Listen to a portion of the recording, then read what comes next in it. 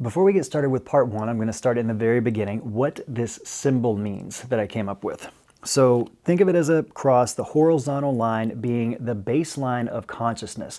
And we effectively remain there in infinity, going back and forth through many levels of expression of consciousness and through many curriculums here in Earth School, until we eventually start to recognize truths and start to experience ascension and elevate our consciousness. And the particular order that it was written in, from knowing to doing, section 1, knowing, which is chapter 1 and chapter 2, needs to happen to sort of help you ease into a bit more of a state of being okay with what's about to happen before we begin taking action steps and what we're actually going to work on. So of course we start with the easy first stuff, before the alpha, after the omega, infinite potentiality. That is to say that before what you're currently experiencing as reality existed, and after it has existed, there is infinity. And infinity is the unlimited potential for any and all things to occur.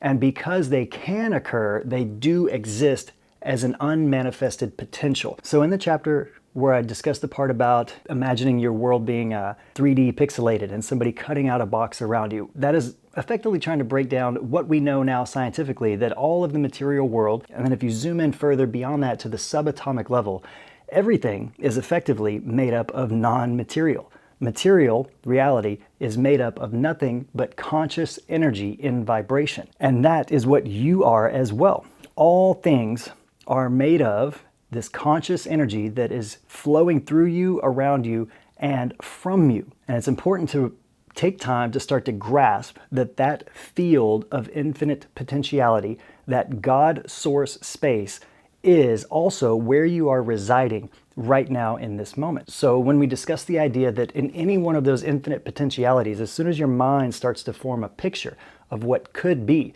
just like right now, if you were to start imagining yourself walking along a high wire, and you started to look down and feel a bit of jitters from the fear of heights, or imagine a tiger coming in the room and chasing you, your body might start to literally react as though it were feeling some fight or flight symptoms. The body doesn't react much differently between what you imagine and what seems to be realistically occurring in your external world.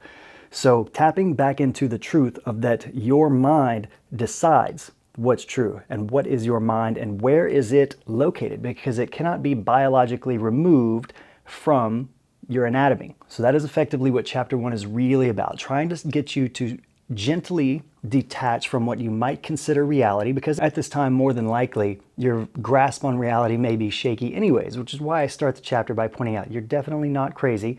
You're just experiencing an expanded awareness of what reality actually is and what is potential to happen. And when you can do this, when you can withdraw yourself from the story of you and from all of the data that your five senses are trying to feed into your mind so that your mind can form an image and an agreement of what's real, when you can kind of let all that go, then you are looking through the eye of God, and then you can see out across infinity. You can see everything that is potential. Everything that you can imagine, and then some, has the potential to exist.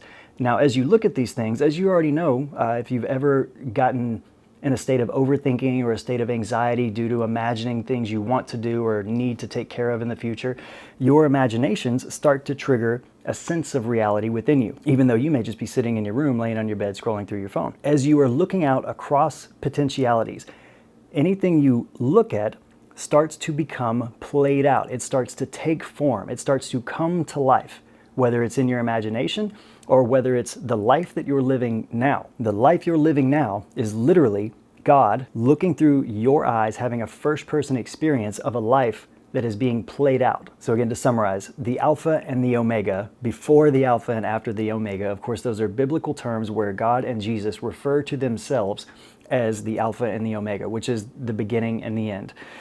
They were around before the beginning, and they will be around after the end. That is our nature. And the way in which that works can take a little while to begin to digest and fully conceptualize and fully see yourself as that infinite being. But you're on the path of knowing yourself again as eternal.